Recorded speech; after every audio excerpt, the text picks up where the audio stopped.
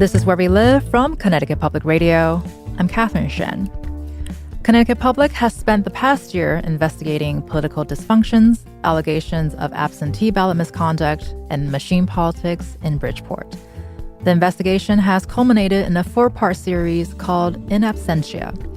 Today, we hear the final episode of this podcast. You can listen back to all of the episodes on ctpublic.org/BPT or on your favorite podcast app. We'll now hear from members of the Accountability Project, which is our investigative team, later this hour.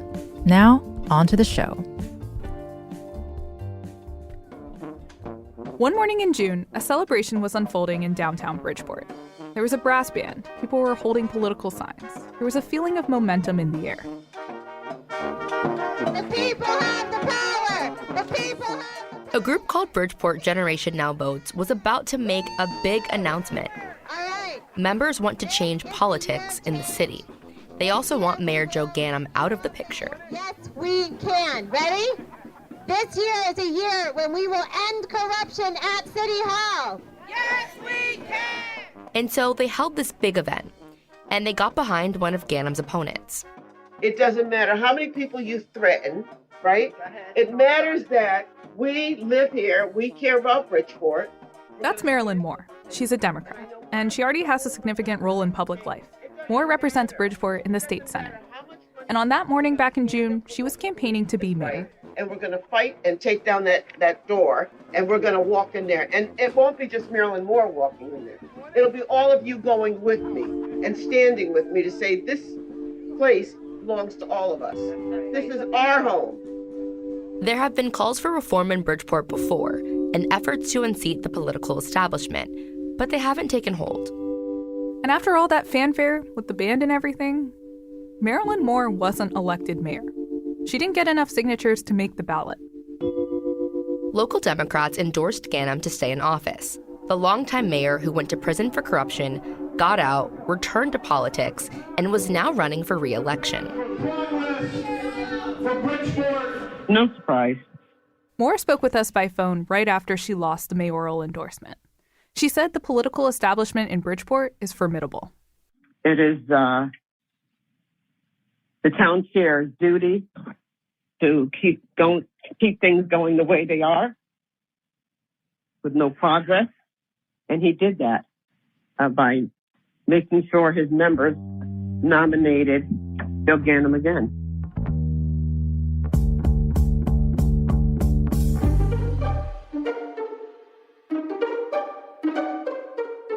From Connecticut Public, I'm Kate Seltzer. And I'm Bria Lloyd. This is In Absentia, a podcast about political dysfunction in Bridgeport, Connecticut. The systems that enable it. And what this all means for the residents who wonder if their vote even matters.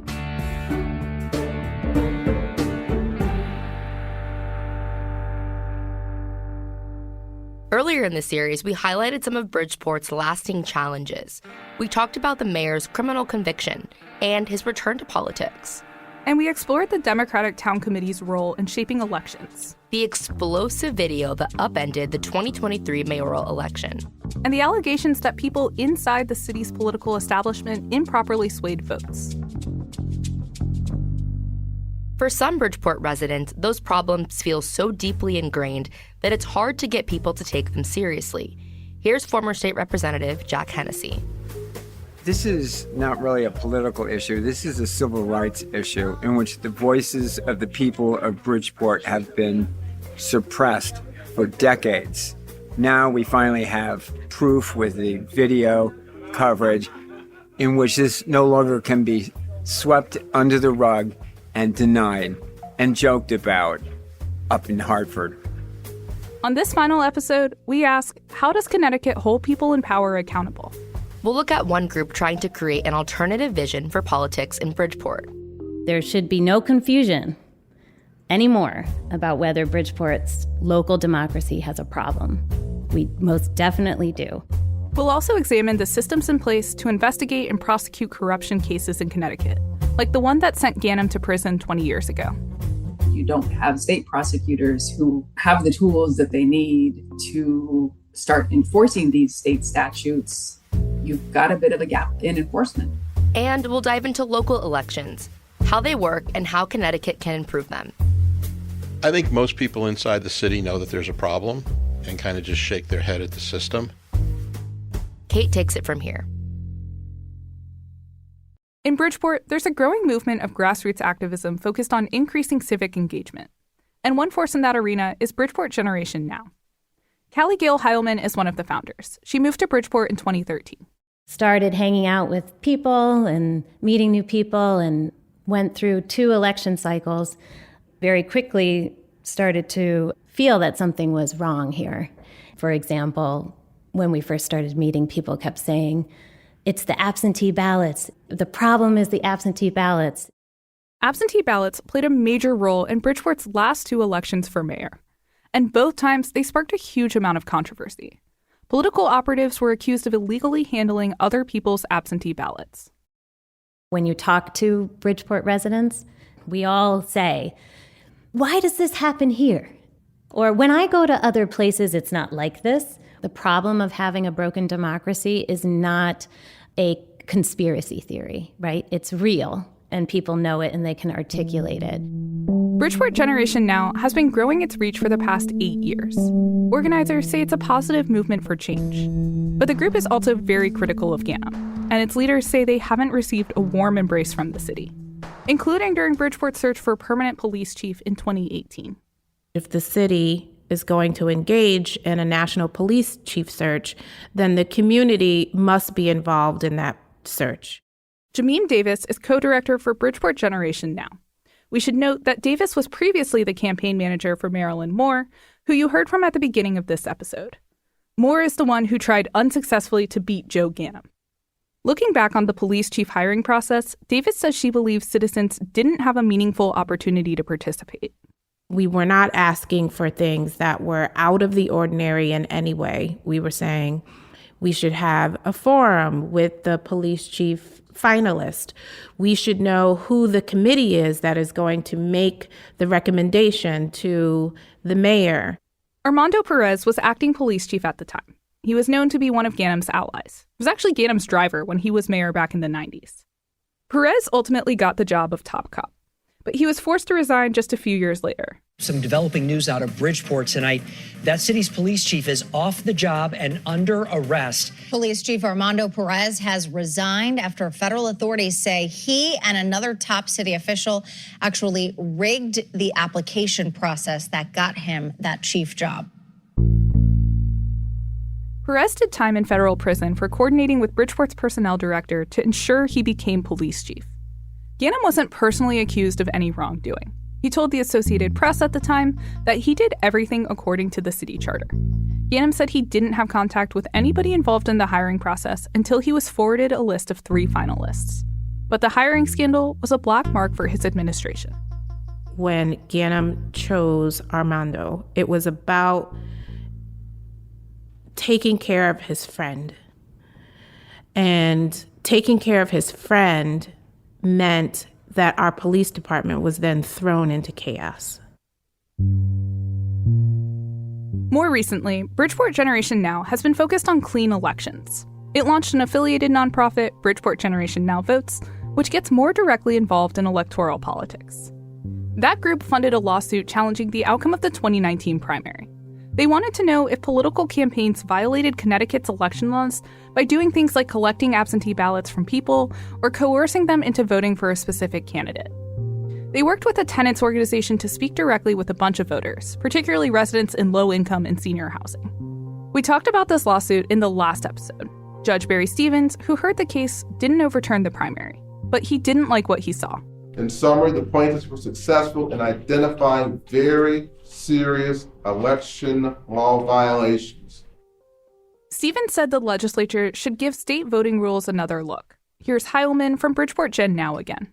While that trial in 2019 did not result in the overturning of that election, those election results, the evidence was entered into the record for everyone to see. So there should be no confusion anymore about whether Bridgeport's local democracy has a problem. We most definitely do. Generation Now Votes is part of a coalition that released its own platform for the city. It calls for zero tolerance for political patronage and cronyism, and more training for voters, campaigns, and election workers. Generation Now Votes also made a big push of its own during the 2023 mayoral race to make absentee ballot applications more widely available. Now, that might sound surprising. After all, a lot of the concern in Bridgeport is about potential absentee ballot misconduct. But Bridgeport Generation Now Votes says the problem isn't absentee voting. It's political operatives getting involved and steering people's votes. So before the election, the group took out thousands of ballot applications to mail directly to voters. They also campaigned successfully for the state to install an election monitor to watch over things in the city. The election monitor was our attempt to get some state intervention, but it requires that we build enough power, grassroots power, to overcome that abuse. Bridgeport's reputation has been shaped by Mayor Joe Ganim. His rise, his downfall, and his comeback. And so corruption is bound up in public perceptions of the city. Remember, Ganim went to prison for taking kickbacks. And in some ways, the city had to rebuild its own reputation just like he did. John Fabrizi was serving as president of the city council when Ganim was convicted, so he got the mayor's job. And over the next few years, Fabrizi says it was hard to get developers to look past the corruption scandal. He says Ganim's crimes set the city back. It was bad. It was really bad. There was a cloud over this city that was dark. I mean, it was dark. Now, many things we've talked about on this podcast aren't crimes. Like hiring people who worked on your campaign for city jobs, that isn't illegal. But real criminal conduct is also part of Bridgeport's history. We wanted to understand more about Ganim's case and how one like his might be handled today. So we talked to Willie Dow. I'm a lawyer in New Haven. I've practiced in New Haven since 1974. Most of my courtroom work involves representing people accused of crime. Dow is kind of a local legend. His clients include the state's former Republican governor, John Rowland. He defended Rowland against corruption charges in the early 2000s. Dow says the federal government has historically taken the lead on investigating public officials in Connecticut, like Ganim. He says federal prosecutors have more experience with corruption cases and more tools at their disposal. The state has not been aggressive in pursuing major corruption cases, but there's a reason for it. It's in part historical and in part very practical. In the federal system, there's a well-established process to facilitate investigations, the grand jury. And there's nothing exactly like it under state law in Connecticut. So when it comes to investigating corruption, Dow says that's typically directed by the feds. It's like if you had a house and somebody was breaking in and you had a pea shooter and your neighbor had a gun. So you'd call the neighbor and say, come on over, this guy's breaking into my house. We have to stop him from coming in. And the gun would be the Fed. But what is the federal grand jury? It has a fancy title, but it's really a group of everyday citizens. They serve on multiple cases and decide if there's enough evidence to charge someone with a crime. And once a case is before the grand jury, the government can take pretty heavy-duty measures to gather evidence. Things like seizing bank records and tapping phones. Hello. Hey, how you doing? Hey, Len, how you doing? All right. Remember, Mayor Ganim was indicted by a grand jury back in the early 2000s. They heard FBI wiretaps from people around the corruption scandal that sent Ganim to prison. Hello? Hey, Al, how are you? Good, who's this? Joe Ganim, how you been? Hey, Joe, how are you? Getting that kind of investigative power, like to tap somebody's phone, that's more complicated here in Connecticut. The state has something called an investigatory grand jury. It's actually judges who can investigate criminal activity. On paper, it's a useful tool. But lawyer Willie Dow says it's also pretty cumbersome. That's because in state courts, there isn't a grand jury hanging around all the time. It's not like there's a guy sitting on a bench in Hartford and say, oh, you, Mr. Grand Jury, come on, let's go. You're working this week, or you're going to go full time to this. No. And so state grand juries just don't happen all that often. Records we reviewed show in Connecticut, prosecutors typically only call one together once or twice a year. Prosecutors, as I say, are used to trying cases, not investigating cases. They're really not, and then this is not a knock on them, they're just not oriented that way. What we're trying to understand here is whether Connecticut has learned any lessons on public corruption in the last 20 years. If what happened with Ganim and Rowland in the early 2000s were to happen again, is the state ready to act? This question is important because federal agencies almost always take the lead on tackling corruption in Connecticut. But these days, the bar might be higher for them to prove corruption charges in federal court. And that's because of a legal case a little further down I-95.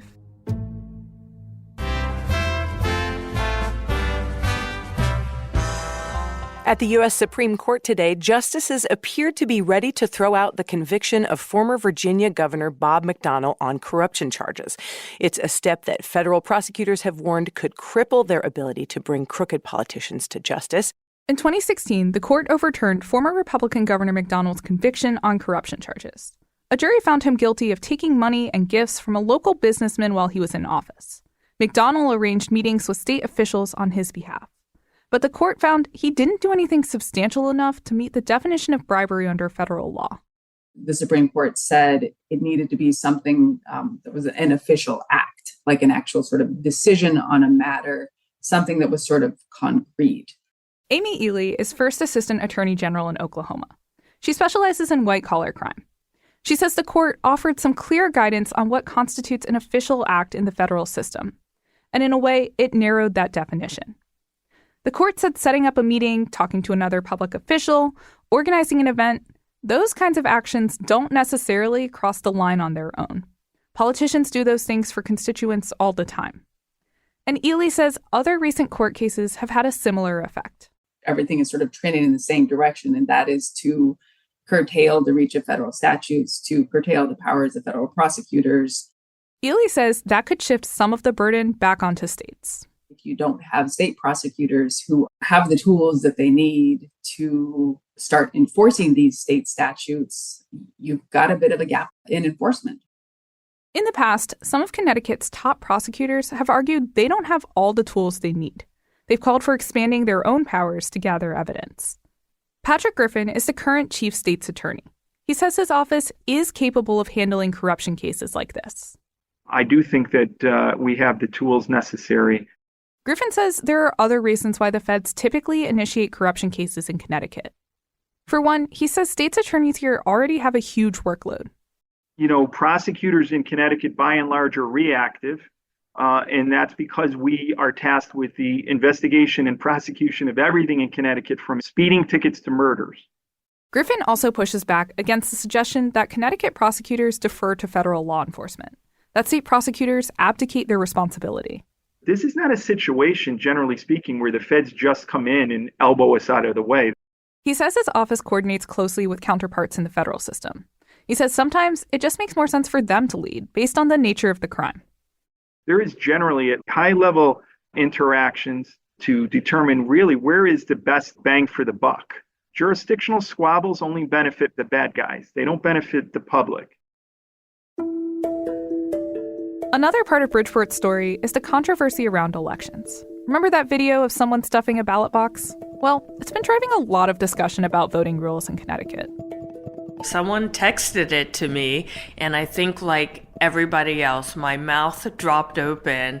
That's Secretary of the State, Stephanie Thomas. She's talking about the first time she saw that ballot box video from Bridgeport. I thought two things simultaneously. One, I can't believe it. And two, I'm glad there's proof. What she's referring to is Bridgeport's long history of voting irregularities. There have been numerous cases of proven misconduct in the past. And many everyday people we talked to said they think local elections in Bridgeport aren't fair, that political operatives are breaking the rules. As Secretary of the State, Thomas doesn't enforce those rules. She can't send someone to prison. But her office does oversee the election process.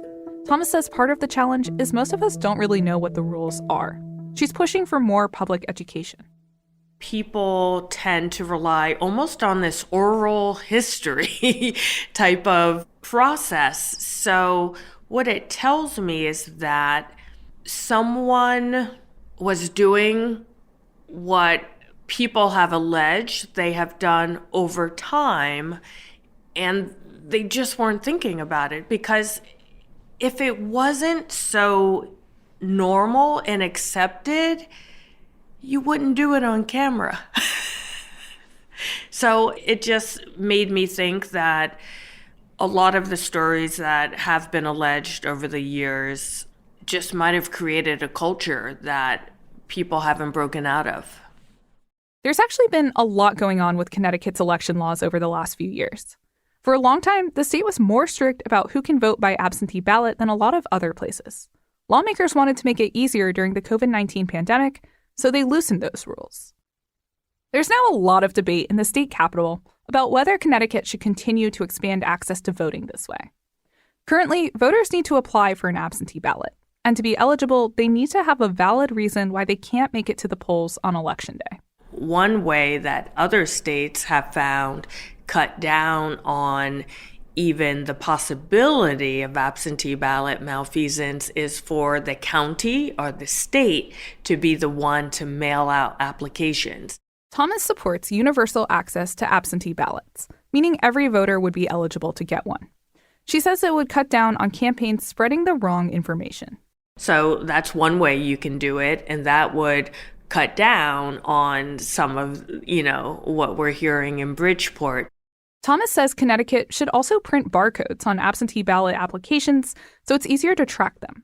And she says outdoor ballot drop boxes should be under video surveillance, the way the ballot boxes were in Bridgeport last year. Another big change is early voting. A couple of years ago, Connecticut passed a ballot question to make early voting available. Many people cannot make it to a polling place because of work schedule or caregiving or childcare schedules. Now, with the early voting period, more people hopefully will go vote in person. Thomas says early voting should reduce reliance on absentee ballots. She says that will close a loophole that political operatives can exploit. And state-appointed election monitors are keeping an eye on things. I do remind people, though, I live in the world of the real, and some of these allegations go back 2 and 3 decades, and a lot of people have been saying, have the monitors solve this situation in a month? Probably not, but we are slowly but surely trying to chip away at anything that comes to our attention so that we can help shift the culture. Ben Proto is chairman of the Connecticut Republican Party.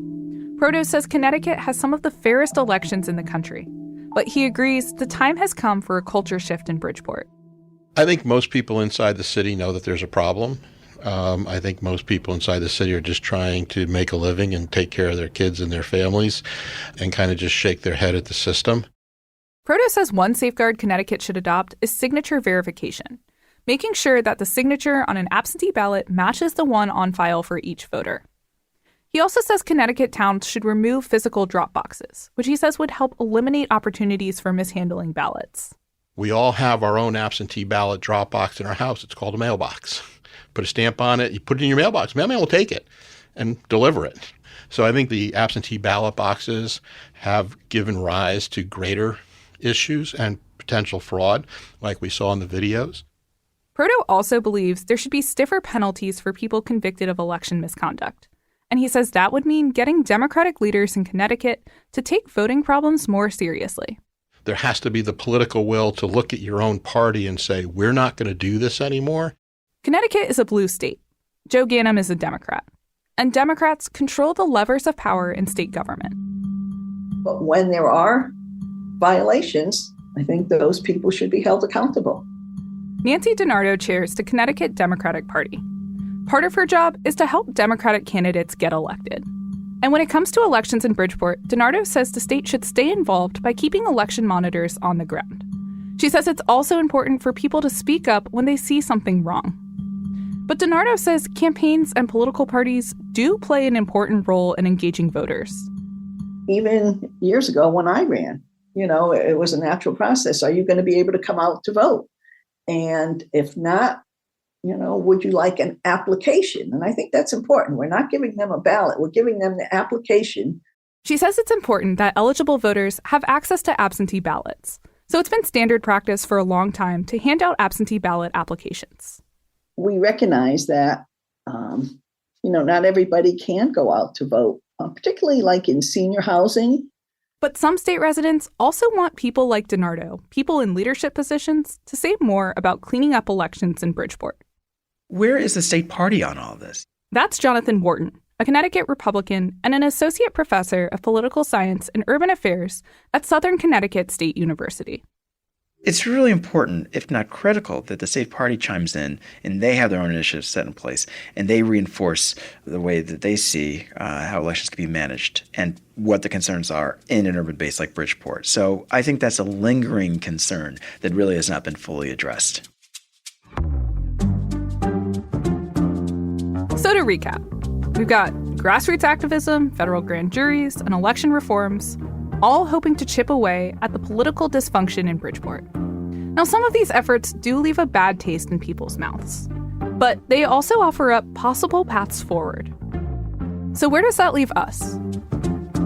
Joe Ganim is still mayor, despite abusing his office and going to prison for it, and despite the allegations of election misconduct against a handful of his supporters. To be clear, Ganim hasn't personally been accused of breaking the law again, or doing the kinds of things that landed him in prison 2 decades ago. But here's the thing. Ganim doesn't exist in a vacuum. The state has had numerous leaders convicted of corruption, including Ganim, and Connecticut's former governor, John Rowland. And in some ways, Ganim's tenure in office has parallels with another Bridgeport mayor, John Mandanisi. During the 70s and 80s, Mandanisi also ran up against the FBI and a federal jury on allegations of corruption. He was never convicted. But more than a dozen members of his administration were indicted on corruption charges. Bria and I spent hours in the Bridgeport archives poring over newspaper coverage from the Ganim and Mandanisi eras, and at some point they started to feel like they ran together. Both inherited a city with terrible economic conditions. A 1975 article about the race for Bridgeport's next mayor opened with "Wanted, volunteers for captain of the Titanic." And both, despite their personal flaws and political enemies, were beloved by many people in Bridgeport. People around them said they're charismatic and skilled at retail politics. Ganim, years later, continues to win elections. And when Mandanisi died in the 80s, mourners flooded the streets of Bridgeport. I did it my way. That was Mandanisi's campaign song. And it sort of works for both politicians and our understanding that maybe there will always be leaders, particularly when times are tough, that will seek power their way. Ganim is part of a system that enables those kinds of politics. After 1 conviction, 2 recent election lawsuits, and 7 terms as mayor, he's still standing. Here's voter Diana Zapata, who we spoke to at the polls. Yes, he has fault, but hey, everybody deserves a second chance. And that's the reason why I support him, because I am human. And not everyone that had either a bad past or have done or caused or whatever, people do better. After that ballot box stuffing video came out last fall, Bridgeport had to redo its primary and general elections. And Ganim came out on top all 4 times. But because of that video, Bridgeport's elections will receive a lot more scrutiny going forward. Here's Jonathan Wharton, the political science professor. We're going to see now more involvement come from the state, where the monitor is going to be playing an active role more than the past over several days. Are we going to see, additional grievances filed? Are we going to see more attorney involvement? It'll probably be all the above. Back in 2015, Ganim apologized for hurting the city. He owned up to his mistakes and said he was sorry. And in that speech, Ganim said he was always hopeful about Bridgeport's future. Today, I stand before you as a better, stronger, wiser, humbler person. He said he would never allow those things to happen again. And he said, as much as his speech was about apologizing for the past, he wanted to celebrate the future. It's about the future and the hope of better days, and I think a better city. If we want it to be, it's also about giving our city, in many ways, a second chance. When we started reporting for this podcast, we wanted to better understand the history of political dysfunction in Bridgeport. And we watched as the state and country watched that exact dysfunction playing out in real time.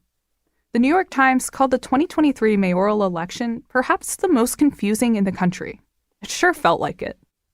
The most confusing election in the country isn't what you'd hope for in a healthy, functioning democracy.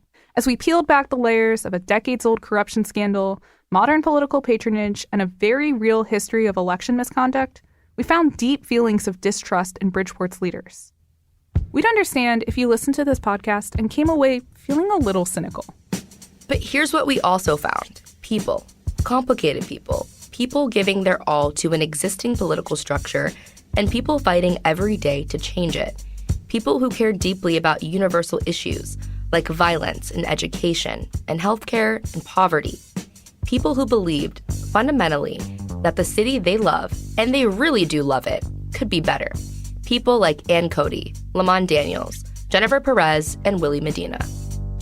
I have hope, because hope springs eternal, that my vote and the vote of all the other residents is actually going to matter. Let's go Bridgeport, let's go change. It's a good community. There's great people out there who are honest, hardworking people who want fair elections, who are just have some apathy right now. And I've experienced some of the good and the bad, but I think that the good outweighs the bad. And I think we're ready to have this cloud leave our city permanently. As they say, every cloud has a silver lining. And in Bridgeport, the people are that silver lining. They're opening new businesses, they're painting murals, they're starting film festivals, they're doing so many things to reclaim the narrative of their city.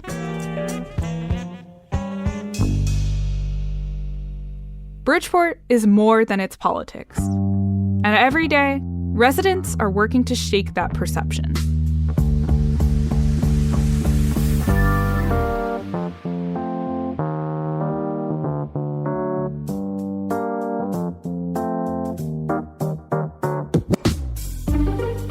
This episode was reported and produced by me, Kate Seltzer, and by Jim Haddadin. Jim Haddadin is also our investigative editor.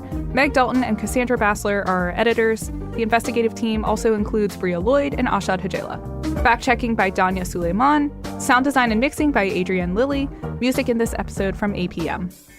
Additional editing help from Lily Tyson, Erica McIntosh, Robin Dwayne Aitken, Vanessa De La Torre, Lucy Napathanchel, Katie Tolarski, and Eric Austin.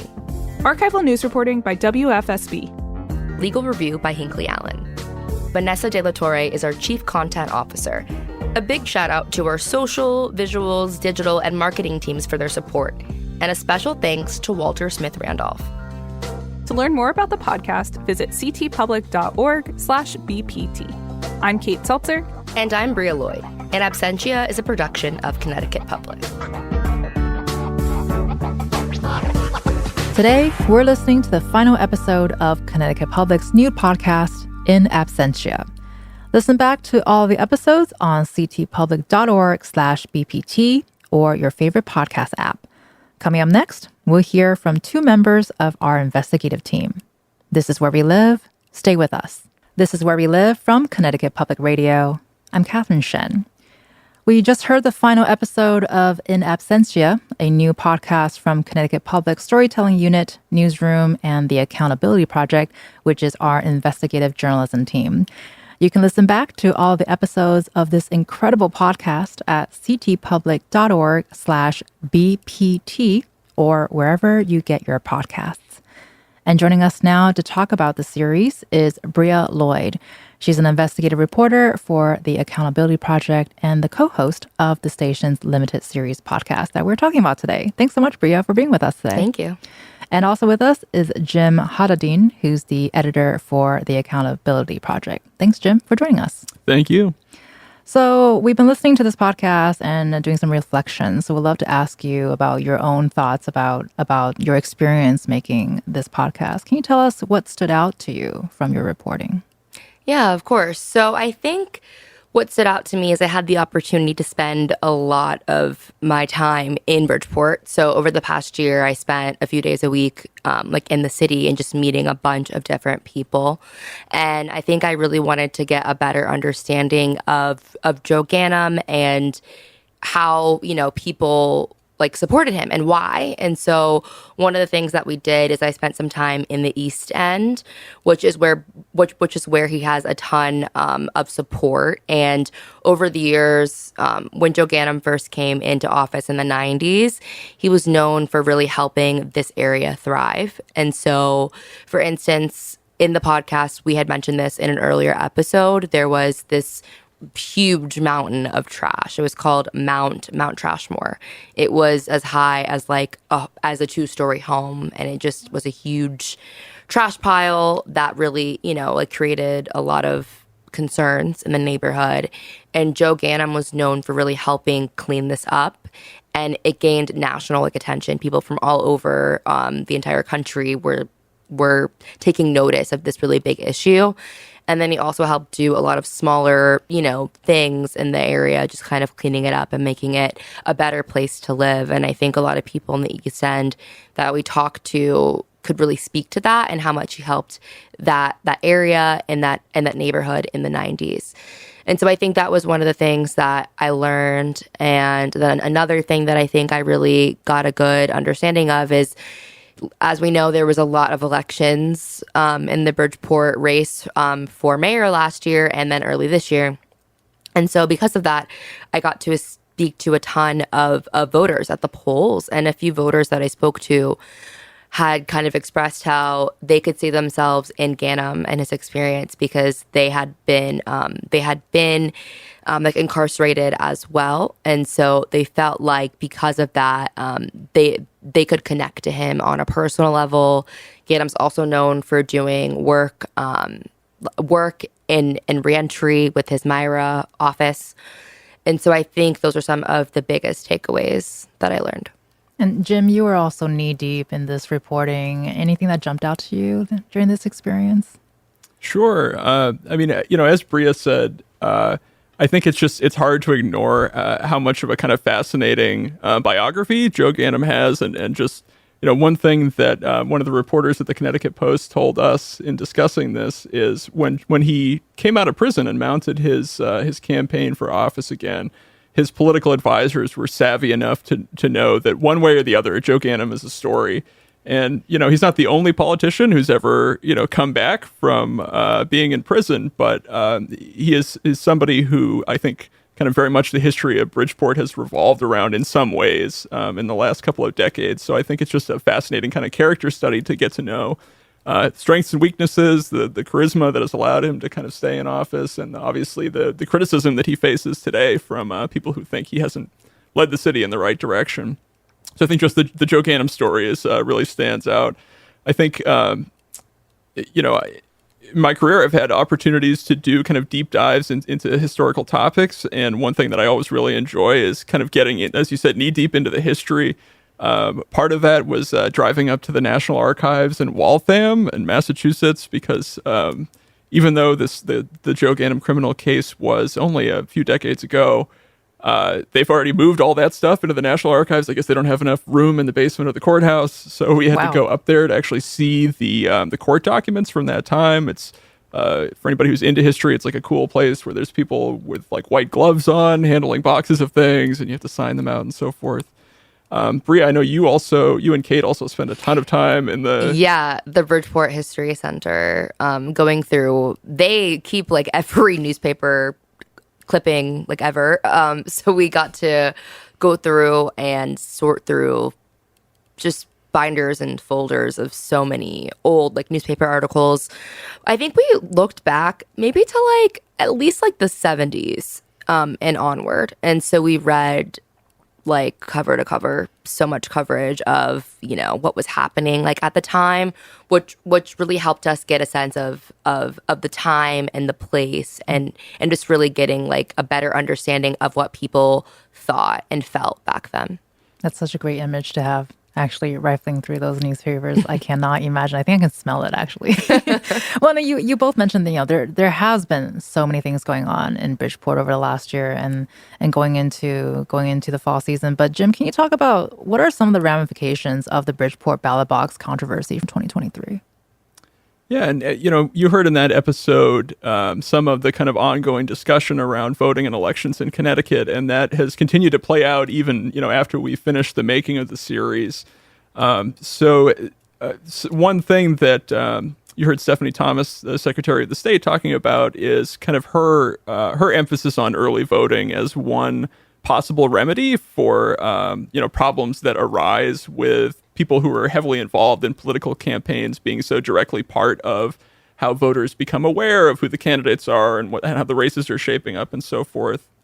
And I think she sees a shift toward more early voting as a way that you can kind of separate political operatives from that space a little bit. If people have the opportunity to just go into a school or something a couple weeks before the election and cast their ballots, so there's less kind of reliance on the absentee ballot process.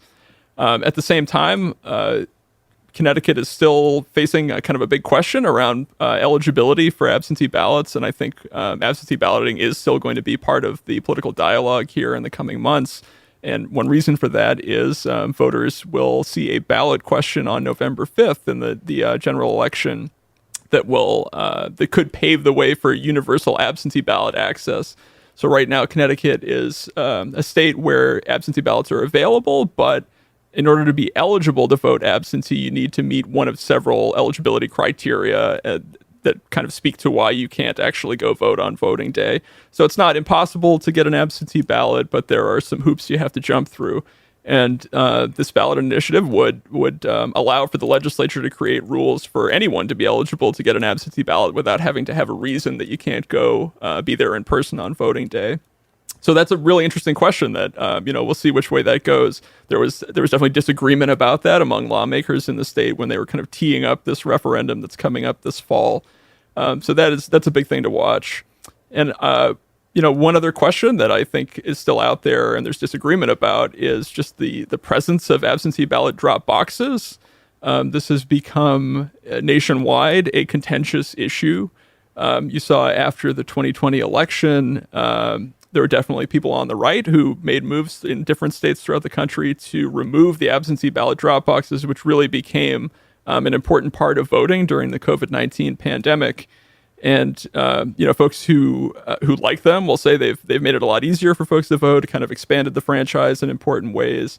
And you will hear detractors say that it has opened up a space for election misconduct that didn't exist before. So, in Connecticut, in Bridgeport in particular, they had video surveillance around these absentee ballot drop boxes. That's one kind of, potential solution that people have looked to say, like, hey, let's have the ballot drop boxes out there, but let's make sure that they're being monitored. So if anything, untoward does happen, we've got the evidence of it. But at the same time, as I mentioned, there have been moves nationwide to scale this back. Taking from the AP here, but they reported recently that New Hampshire has eliminated them after its governor terminated an emergency order that allowed the absentee ballot drop boxes during the pandemic. And as you heard in this last episode, locally, Ben Proto, the head of the state GOP, was making the case that he had this kind of clever line: "Hey, we all have an absentee ballot drop box. It's called your mailbox. You can put a stamp on your envelope, and the mailman will come in and take it." And I think that is an opinion that is shared by other conservatives in Connecticut. At the same time, I think Democrats in the state are kind of pushing to keep these boxes in place. So that's still a kind of an unresolved question that I think is playing out. Well, and if, we're going into a major election season, and you just mentioned the universal absentee ballot access and also the outdoor ballot drop boxes are things to look out for. What else can we expect this coming fall? Well, this fall is going to be a presidential election, and the dynamics of a presidential election are so unlike what you see in a local election, where you don't have these kind of major headline-grabbing races driving people out to the polls. So all that's to say, we'll probably have many, many more people coming out to vote in Bridgeport. And so one thing that we heard from a former elections investigator in Connecticut is that, even in a case where there is some kind of misconduct in a local race, and obviously the allegations that are out there in Bridgeport is that there was mishandling of absentee ballots in a local mayoral election, even in a circumstance like that, the idea that it could sway the outcome of one of these races that drives up a higher turnout, it just wouldn't happen that way. You have so many more people coming out to vote that it becomes kind of a blip. At the same time, I think, as Jonathan Wharton was mentioning in this past episode, there is going to be probably a lot more attention on what happens in Bridgeport elections, whether it's this presidential race or whether it is a local election going forward. You've already seen a lot more attorney involvement, and there's been an emphasis on having state monitors come in to look at Bridgeport elections. So I think it's probably a safe bet that in the years ahead, there will be a lot more scrutiny of how voting takes place in Bridgeport, and I think we can expect to see that continue. Well, and we've been hearing these episodes from the Accountability Project, which you're both a part of. Can you talk about the mission of the Accountability Project? Why do you think it's important for small newsrooms, like ourselves, to have investigative units? Yeah, this is, for those who aren't familiar, the Accountability Project is a 3-year-old initiative from Connecticut Public to strengthen our ability to do accountability reporting within our newsroom here. I want to say I'm in awe of the great work that reporters throughout Connecticut do for all kinds of different organizations. There are great journalists here in Connecticut, but the thinking from the leadership here was that there aren't enough of us. There aren't enough people who have the time and space to do kind of enterprise stories that take an accountability focus on issues in the state. So we are a small team of a handful of reporters who have a little bit more time and space to work on projects like In Absentia. We've also been involved in producing 3 long-form video documentaries, all 3 of which have been nominated for New England Emmys. Bria, maybe you could talk a little bit about the project that you worked on. Yeah, so like Jim said, time and space, that is key here. And I think if we didn't have that, we couldn't have done this project at all. It would have been literally impossible to do this kind of work. And I think that's why it's so important to have teams like this, because it really allows us the opportunity to just dive deep into stories. And I feel like in past jobs, when I was doing more stories that were just like day turns, you don't have like the means just to really dive deep into stories. And sometimes they can be more things that are like on the surface. And so I feel like this work is just so important because it allows us to kind of really see, pull back like this curtain, like so to speak, and really see like what's there.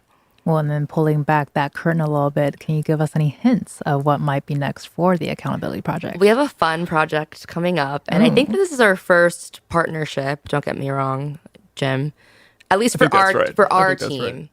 Our first partnership with an outside news organization. So we're partnering with the 19th News. That's their title, and it's a national outlet, and so we're getting to partner on a story, and I'm really excited about that. I guess a little small preview to the story. It's about like prisons, so that is what we'll be diving into, and that should come out soon. Well, we're very excited to hear what comes out from it. From Connecticut Public Radio, this is Where We Live, and I'm Catherine Shen. Thanks so much to Bria Lloyd, who's our investigative reporter for the Accountability Project, for sharing her story with us today. Thanks so much, Bria, for being with us. Yeah, thank you. And also Jim Haddadin, who's the editor for the Accountability Project. Thanks, Jim, for giving us an idea of what went on behind the podcast experience. Thank you so much. Our technical producer today is Dylan Reyes. Download Where We Live anytime on your favorite podcast app. And thank you so much for listening.